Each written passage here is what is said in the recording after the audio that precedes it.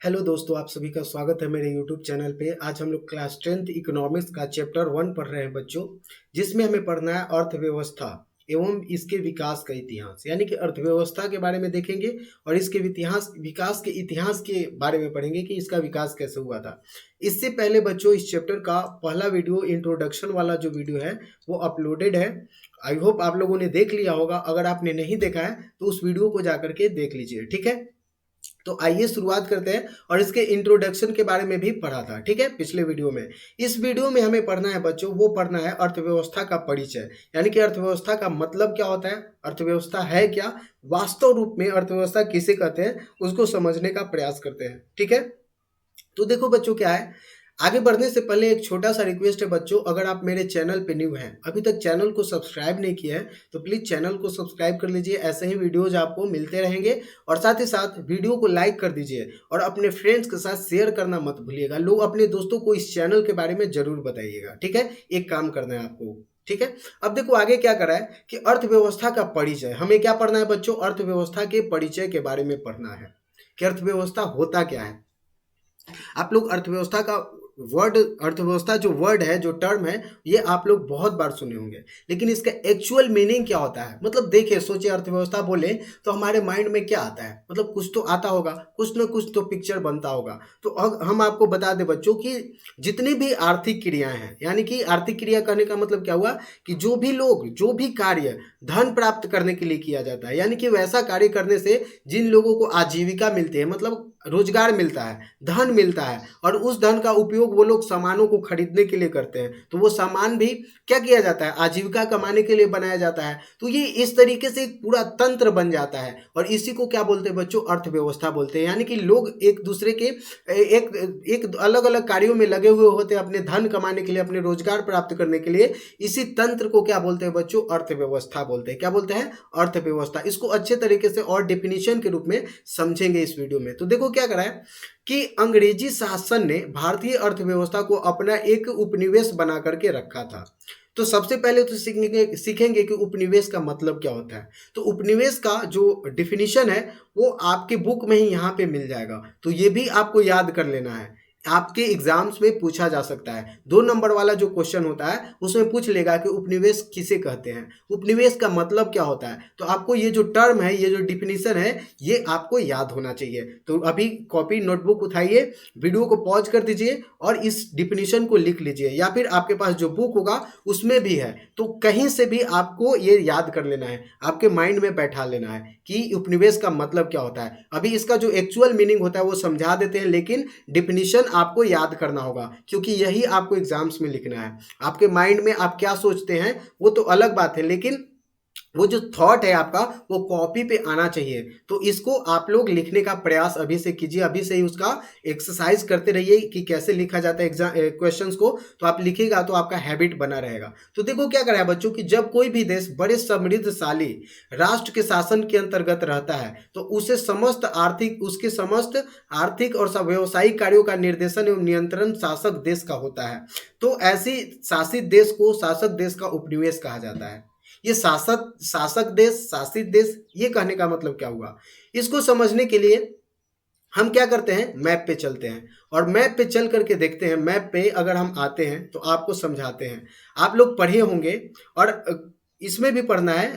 भारत जब क्या हुआ था, गुलाम हुआ था, भारत को क्या कर लिया गया था, गुलाम बना लिया गया था। किसके द्वारा, ब्रिटेन के द्वारा। यहाँ पे आप देख रहे होंगे एक देश है, कौन, इंग्लैंड है। इंग्लैंड क्या कर लिया था, भारत के ऊपर शासन कर रहा था, ठीक है। भारत के ऊपर शासन था इंग्लैंड का। तो इस समय जो शक्तिशाली, जो संपन्न देश था वो कौन था, इंग्लैंड था। वो किसके ऊपर शासन कर रहा था, इंडिया के ऊपर शासन कर रहा था। इंडिया की जितनी भी आर्थिक गतिविधि है, आर्थिक स्थिति है, और साथ ही साथ यहाँ के लोग कौन सा कार्य करेंगे, वो सारा का सारा डिसीजन कौन लेता था। इंडिया किससे व्यापार करेगा, क्या व्यापार करेगा, किन वस्तुओं का उत्पादन करेगा, ये सारा का सारा डिसीजन कौन ले रहा था, इंग्लैंड वाला ले रहा था। तो यही जो स्थिति होता है, यानी कि एक संपन्न देश अपने से गैर संपन्न यानी कि अपने से कम संपन्न देश के ऊपर जब कब्जा कर लिया जाता है और उसकी अर्थव्यवस्था को अपने कंट्रोल में ले लिया जाता है, तो वो जो देश होता है जिसके ऊपर शासन चल रहा होता है उसको क्या बोलते हैं बच्चों? उपनिवेश बोलते हैं। क्या बोलते हैं? उपनिवेश। तो इस स्थिति में इंडिया ब्रिटेन का क्या हुआ? उपनिवेश हुआ। क्या हुआ? इंडिया जो है वो ब्रिटेन का उपनिवेश हुआ। यही स्थिति है। लेकिन इसका डिफिनीशन जो है, इसका जो डिफिनीशन है वो क्या कर लेना है, आपको याद कर लेना है। क्या याद करना है? कि जब कोई भी देश किसी बड़े समृद्धशाली देश के समृद्धशाली राष्ट्र के शासन के अंतर्गत रहता है तो उसके समस्त आर्थिक एवं व्यापारिक कार्यों का निर्देशन एवं नियंत्रण शासक देश का होता है।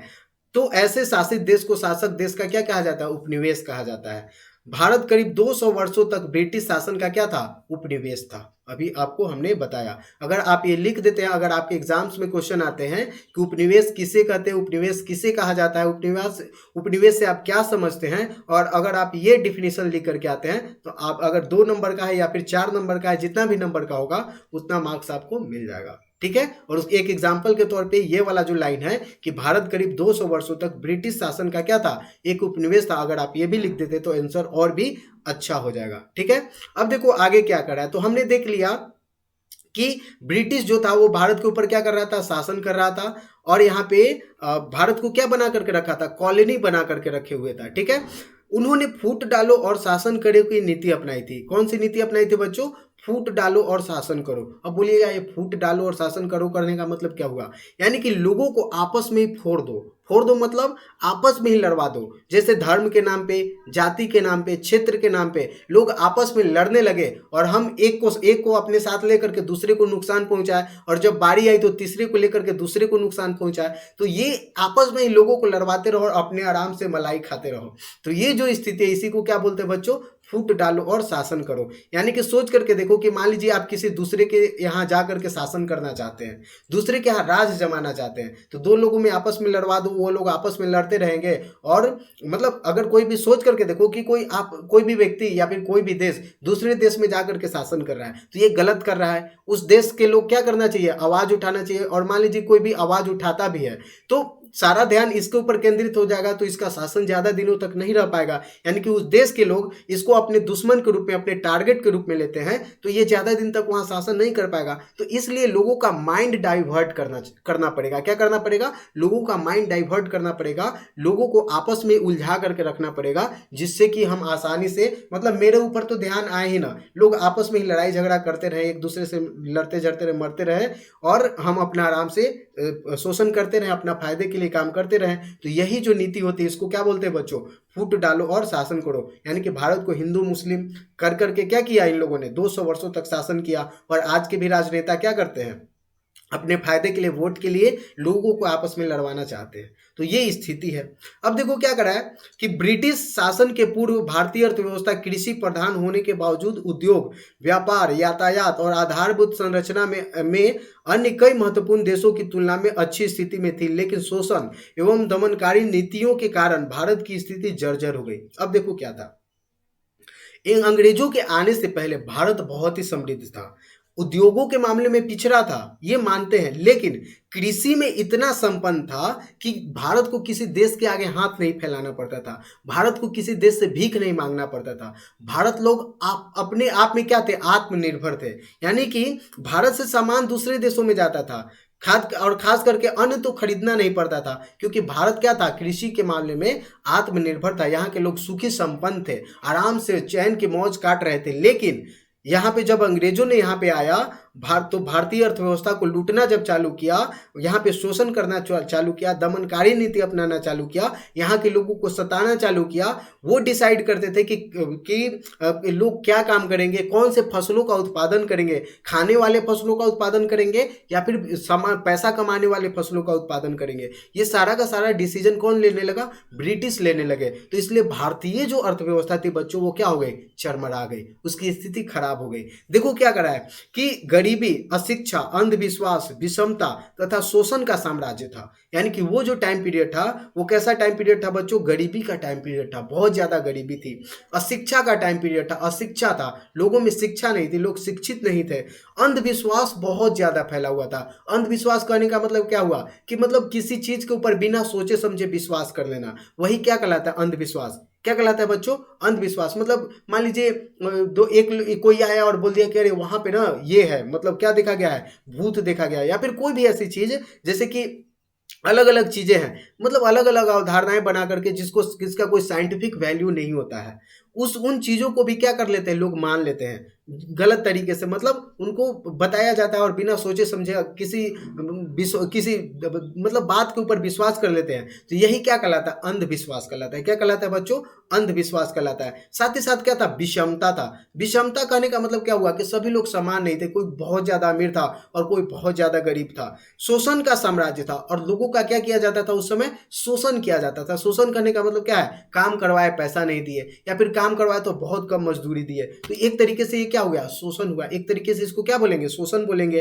अंग्रेजी शासन के लगभग 200 वर्षों में भारतीय अर्थव्यवस्था में कोई विकास नहीं हुआ। यानी कि जो हमारी अर्थव्यवस्था कृषि प्रधान होते हुए भी बहुत अच्छे तरीके से विकसित हो रही थी, यहाँ के लोग सुखी संपन्न थे, सभी को काम रोजगार मिल रहा था, सभी लोग अच्छे तरीके से कमा खा रहे थे, उस चीज को भी अंग्रेजों ने क्या कर दिया? 200 वर्षों में चौपट कर दिया। यानी कि हमारी अर्थव्यवस्था का विकास लगभग न के बराबर हुआ और भारतीय धन को उल्टे ये लोग क्या करने लगे? भारतीय धन को विदेशों में ले जाने लगे। इससे भारतीय अर्थव्यवस्था और क्या हो गई? चरमरा गई। प्रति व्यक्ति आय में क्या हुआ? तो प्रति व्यक्ति आय की स्थिरता थी। प्रति व्यक्ति आय के बारे में हम लोग आगे के सेक्शन में पढ़ना है कि प्रति व्यक्ति आय का मतलब क्या होता है, प्रति व्यक्ति आय कैसे निकालते हैं। और आपके एग्जाम्स में ये बहुत ही इंपॉर्टेंट टर्म है, आपके एग्जाम्स में ऑब्जेक्टिव में या फिर सब्जेक्टिव क्वेश्चंस में पूछा जाता है कि प्रति व्यक्ति आय का मतलब क्या होता है। ठीक है, प्रति व्यक्ति आय किसे कहते हैं, ये सारे के सारे डिफिनेशन आपको लिखने होंगे।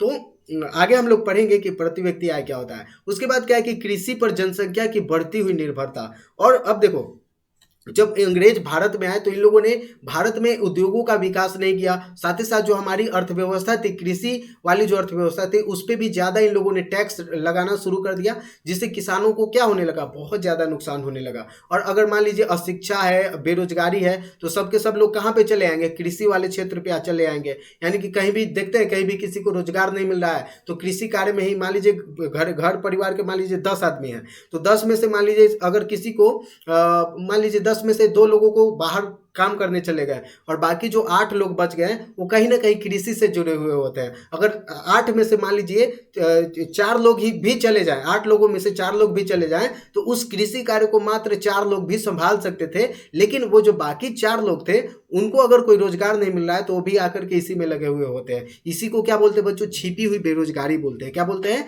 छिपी हुई बेरोजगारी। इसके बारे में आपको पढ़ना है, हम आगे बताएंगे भी। तो ये जो स्थिति आ गई थी जिससे क्या हो गया था? लोगों को नुकसान हो रहा था, गरीबी बढ़ रही थी, हस्तशिल्प उद्योगों का पतन तथा उसके बाद लगभग नष्ट हुई औद्योगिक व्यवस्था इस बात को पूरी तरह स्पष्ट कर देती है कि अंग्रेजों ने भारतीय अर्थव्यवस्था का क्या किया? शोषण किया। यानी कि भारतीय अर्थव्यवस्था, भारत के लोग जो कमा खा रहे थे, आराम से जिंदगी जी रहे थे, संपन्नता की जिंदगी जी रहे थे, उन चीजों को अंग्रेजों ने क्या कर दिया? नष्ट कर दिया, भारतीय अर्थव्यवस्था को तबाह कर दिया। ये हमने पढ़ लिया। अब देखो कॉलोनी के बारे में भी देख लिया कि कॉलोनी का मतलब क्या होता है। अब देखो क्या है अर्थव्यवस्था का अर्थ, यानी कि अर्थव्यवस्था किसे कहते हैं। तो देखो क्या करें कि हम अपने दैनिक जीवन में देखते हैं कि प्रायः सभी लोग अपनी आजीविका के अर्जन के लिए विभिन्न प्रकार की क्रियाओं में लगे हुए होते हैं। यानी कि अपनी आजीविका के अर्जन के लिए, यानी कि जीवन यापन करने के लिए क्या चाहिए? पैसा चाहिए। अगर आपके पास पैसा नहीं है, अगर आप कुछ नहीं करते हैं, अगर आप कुछ नहीं कमाते हैं, तो आप खाइएगा क्या? आपको खाने के लिए क्या हो जाएगा? मुश्किल हो जाएगा, कोई ज्यादा दिनों तक नहीं खिलाएगा आपको। तो इसके लिए क्या करना पड़ेगा? आपको आजीविका करनी पड़ेगी, यानी कि काम धाम करना पड़ेगा। तो इस चीज के लिए लोग क्या करते हैं? अलग अलग कार्य करते हैं। इनकी क्रियाएं मुख्य रूप से वस्तुओं एवं सेवाओं के उत्पादन से संबंधित होती है। यानी कि ये लोग कौन सा कार्य करते हैं? तो या तो वस्तु का उत्पादन करते हैं या फिर सेवाओं में लगे हुए होते हैं, जैसे कि ऑटो चलाना, मतलब सामान की डिलीवरी करना, बहुत सारी चीजें, बैंकिंग हो गया, टीचिंग करना, ये भी क्या है? एक तरीके का सेवा है। उदाहरण के लिए किसान खेत एवं खलिहानों में, मजदूर कल कारखानों में काम करते हैं, शिक्षक जो है वो स्कूल तथा कॉलेजों में, एवं वकील कोर्ट कचहरी में अपने कार्य में लगे रहते हैं। हैं। यानी कि एक एग्जाम्पल के तौर पे हमने क्या दिखाया कि जितने भी लोगों को देखेगा तो कहीं ना कोई लोग है वो अपना अपना कार्य कर रहा होता है। जैसे किसान क्या करते हैं, खेत खलिहानों में काम करते हैं, मजदूर कल कारखानों में काम कर रहे होते हैं आजीविका के लिए, शिक्षक क्या है स्कूलों में बच्चों को पढ़ाते हैं, कॉलेजों में बच्चों को पढ़ाते हैं, वकील लोग क्या करते हैं कोर्ट कचहरी में अपना काम अपने कार्यों में लगे हुए रहते हैं। अब प्रश्न यह है कि ये सभी लोग अपने अपने अपने कार्यों में व्यस्त क्यों रहते हैं। सबसे बड़ी बात आती है कि ये जितने भी लोग हैं वो सब के सब अपने अपने कार्यों में व्यस्त क्यों रहते हैं, क्या कारण है, कुछ ना कुछ तो कारण रहा होगा। तो देखो बच्चों क्या करा है कि इसके उत्तर में यह कहा जा सकता है कि ये सभी लोग धन कमाने के लिए, क्या कमाने के लिए बच्चों, ये सभी लोग धन कमाने के उद्देश्य से विभिन्न आर्थिक क्रियाओं में लगे हुए हैं, जिससे इनके इनके परिवार के सदस्यों की आवश्यकताओं की पूर्ति की जा सके। यानी कि इनके परिवार की सदस्यों की आवश्यकता क्या हो सकती है, भोजन हो सकती है, कपड़ा हो सकता है, मकान हो सकता है, कार हो सकता है, अन्य सेवाएं हो सकती है, इंटरनेट हो सकता है, मोबाइल हो सकता है, ये सारी की सारी क्या है उनके परिवार की आवश्यकता है। तो इन सभी कार्यों को करने के लिए आपको क्या चाहिए, पैसा चाहिए। तो पैसा कहाँ से आएगा, कुछ कार्य कीजिएगा तभी आएगा। तो ये जितने भी कार्य हैं तो क्या कराए कि हमारी वे सभी क्रियाएं जिनसे हमें आय प्राप्त होती है, यानी कि कोई भी व्यक्ति अगर कोई भी कार्य करता है जिससे उसको आय प्राप्त होता है तो उस कार्य को क्या बोलते हैं बच्चों, आर्थिक क्रिया बोलते हैं। क्या बोलते हैं, आर्थिक क्रिया। तो ये जो डिफिनीशन है ये भी आपको याद रख लेना है। क्या रखना है कि आर्थिक क्रिया किसे कहते हैं। तो आर्थिक क्रिया किसे कहेंगे बच्चों, वे हमारी वे सभी क्रियाएं, हमारे वे सभी कार्य जिनसे हमें क्या प्राप्त होता है, आय प्राप्त होता है, पैसा प्राप्त होता है, उन सभी कार्यों को क्या बोलेंगे, आर्थिक क्रिया बोलेंगे। क्या बोलेंगे बच्चों, आर्थिक क्रिया बोलेंगे। अर्थव्यवस्था एक अब बात आती है कि अर्थव्यवस्था किसे कहते हैं। तो अर्थव्यवस्था का मतलब क्या होता है कि अर्थव्यवस्था एक ऐसा तंत्र या ढांचा है जिसके अंतर्गत विभिन्न प्रकार की आर्थिक क्रियाएं संपादित होती हैं, यानी कि अलग अलग आर्थिक क्रियाएं की जाती है। जैसे कृषि, किसान कहाँ करता, क्या करता है, कृषि करता है। उद्योग, मजदूर कल कारखाने मजदूर जो है वो उद्योगों में काम करते हैं। व्यापार, व्यापारी व्यापार करते हैं। बैंकिंग का काम होता है, बीमा का कार्य होता है, परिवहन तथा संचार आदि ये सब के सब क्या कहलाएंगे, आर्थिक क्रिया होंगे। क्योंकि यहाँ जितने भी ये जो कार्य आपको दिखाए जा रहे हैं इन सभी में क्या प्राप्त होता है, पैसा प्राप्त होता है। ये आर्थिक क्रिया एक और तो विभिन्न प्रकार की वस्तुएं एवं सेवाओं का उत्पादन करती है, संपादन करती है, तो दूसरी ओर लोगों को क्या प्रदान करती है, रोजगार प्रदान करती है, ताकि वे अपनी आवश्यकताओं की संतुष्टि हेतु देश में उत्पादित अन्य वस्तुओं एवं सेवाओं का क्रय कर सके, उनको खरीदने के लिए क्या मिल सके, पैसे मिल सके। इतना तो देख लिया बच्चों। अब हमें देखना है कि इस तरह प्रत्येक अर्थव्यवस्था दो मुख्य कार्य संपादित करती है, यानी कि जो जितनी भी अर्थव्यवस्था है, विश्व की जितनी भी अर्थव्यवस्था है वो दो तरीके के कार्य करती है।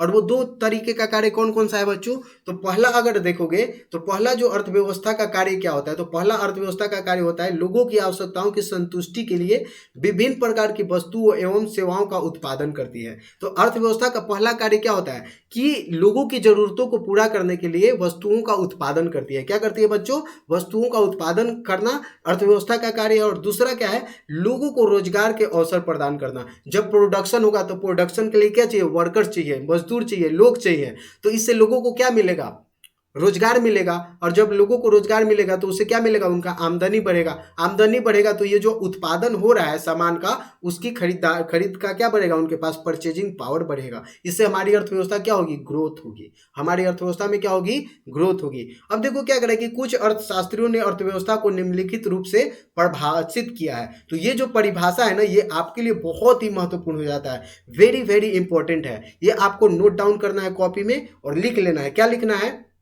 और जो अर्थशास्त्री हैं उनका नाम भी आपको याद रखना है कि कौन कौन से अर्थशास्त्री ने अर्थव्यवस्था का कौन कौन सा डिफिनीशन दिया था। या तो आपसे ये ऑब्जेक्टिव में पूछा जाएगा या फिर आपसे ये सब्जेक्टिव क्वेश्चंस में, लिखने वाले क्वेश्चंस में पूछे जा सकते हैं। तो ये आपको बहुत ही महत्वपूर्ण जो टर्म्स है वो आपको याद रखना है। तो पहला है एक अर्थशास्त्री हैं जिनका नाम है ऑर्थर लेविस। क्या नाम है बच्चों, एक अर्थशास्त्री जिनका नाम है ऑर्थर लेविस। तो ऑर्थर लेविस ने क्या बोला है कि अर्थव्यवस्था का अर्थ किसी राष्ट्र के संपूर्ण व्यवहार से होता है जिसके आधार पर मानवीय आवश्यकताओं की संतुष्टि के लिए यह अपने संसाधनों का क्या करता है, प्रयोग करता है। यानी कि इनका कहने का मतलब क्या हुआ है, एक अर्थशास्त्री है जिनका नाम है ऑर्थर लेविस। क्या नाम है बच्चों इनका, ऑर्थर लेविस। ऑर्थर लेविस साहब ने क्या बोला कि एक राष्ट्र के अंतर्गत जितने भी संसाधन हैं, अब बोलिएगा कि संसाधन कहने का मतलब क्या हुआ, संसाधन का मतलब यह हुआ बच्चों की कोई भी वस्तु या तो प्राकृतिक रूप से उपलब्ध है या फिर मानवीय रूप से उपलब्ध है। अगर कोई भी वस्तु का उपयोग मानव अपनी आवश्यकताओं की पूर्ति के लिए करता है, अपने सुख सुविधाओं के लिए करता है, तो वो वस्तु उसका क्या कहलाता है? संसाधन कहलाता है। क्या कहलाता है बच्चों? संसाधन कहलाता है। और हिंदी में इसे क्या बोलते हैं? रिसोर्स बोलते हैं। क्या बोलते हैं? रिसोर्स बोलते हैं। तो ये इनका क्या कहने का मतलब है कि एक राष्ट्र के अंतर्गत जितने भी संसाधन उपलब्ध हैं, उनको मानवीय आवश्यकताओं की पूर्ति के लिए, उनकी संतुष्टि के लिए जो राष्ट्र है वो क्या करता है? उपयोग करता है। संसाधनों का उपयोग जो है, एक देश अपने अंतर्गत जितने भी संसाधन उपलब्ध हैं उनका उपयोग मानवीय आवश्यकताओं की पूर्ति के लिए करता है। इसी को उन्होंने क्या बोला? अर्थव्यवस्था बोला। क्या बोला? इसी को उन्होंने अर्थव्यवस्था बोला। कि अर्थव्यवस्था का मतलब यह है कि एक देश के अंतर्गत जितने भी रिसोर्सेज है, उन रिसोर्सेज का उपयोग वो जो देश है वो अपने लोगों की आवश्यकताओं की पूर्ति करने के लिए करता है। उसी को क्या बोलते हैं? अर्थव्यवस्था बोलते हैं। तो ये जो डिफिनीशन है वो किसने दिया था? आर्थर लेविस ने दिया था। किसने दिया था बच्चों? आर्थर लेविस ने। तो ये डिफिनीशन को आपको क्या कर लेना है? कॉपी में लिख लेना है और लिख करके तुरंत याद कर लेना है। और एग्जाम के टाइम में जिससे कि एक फेयर कॉपी बनाइए। इकोनॉमिक्स का अलग कॉपी, हिस्ट्री का अलग कॉपी, ज्योग्राफी का अलग कॉपी, पॉलिटिक्स यानी पॉलिटिकल साइंस का अलग कॉपी बनाइए और साथ ही साथ आपदा प्रबंधन का अलग कॉपी बना करके रखिए। और जो भी पढ़ाया जाए उसको अपने अपने जो भी सब्जेक्ट वाइज जो कॉपी आपने बनाया उन कॉपी में लिखते जाइए, जिससे कि जब एग्जाम का टाइम आएगा तो आप उसको आसानी से रिवाइज कर सके। वो आपको फिर पूरा बुक पढ़ने की आवश्यकता नहीं होगी, बस आप उस कॉपी को देखते जाइएगा और सारा का सारा चीज़ क्लियर होते चला जाएगा। तो ये आपको काम करना है। अच्छे तरीके से पढ़ने का एक क्या है? तरीका है कि किस प्रकार से पढ़ा जाता है। ठीक है। उसके बाद देखो नेक्स्ट एक और अर्थशास्त्री है जिनका क्या नाम है? ब्राउन। क्या नाम है बच्चों? ब्राउन। ब्राउन के अनुसार इन्होंने क्या बोला कि अर्थव्यवस्था आजीविका अर्जन की एक प्रणाली है। इन्होंने क्या बोला कि अगर अर्थव्यवस्था है तो इससे क्या होगा? आजीविका होगा, मतलब आजीविका अर्जन होगा, यानी कि लोगों को लाइवलीहुड मिलेगा, लोगों को अर्निंग होगी, लोग कार्य कर सकेंगे। तो जाहिर सी बात है अर्थव्यवस्था का मतलब क्या है? कि अर्थव्यवस्था कहने का मतलब क्या है कि लोग अलग अलग आर्थिक क्रियाओं में लगे हुए हैं, जैसे खेती करना, फैक्ट्री में काम करना, टीचिंग करना, सर्विसेज प्रोवाइड करना, यातायात में लगा होना, ये सब के सब कहीं ना कहीं लोगों की लाइवलीहुड से जुड़ा हुआ है, लोगों के आजीविका से जुड़ा हुआ है। तो ब्राउन ने क्या बोला कि अर्थव्यवस्था आजीविका अर्जन की एक प्रणाली है, यानी कि अर्थव्यवस्था में क्या मिलता है? आजीविका मिलता है, लोगों को कार्य करने का मौका मिलता है, लोगों को रोजगार मिलता है।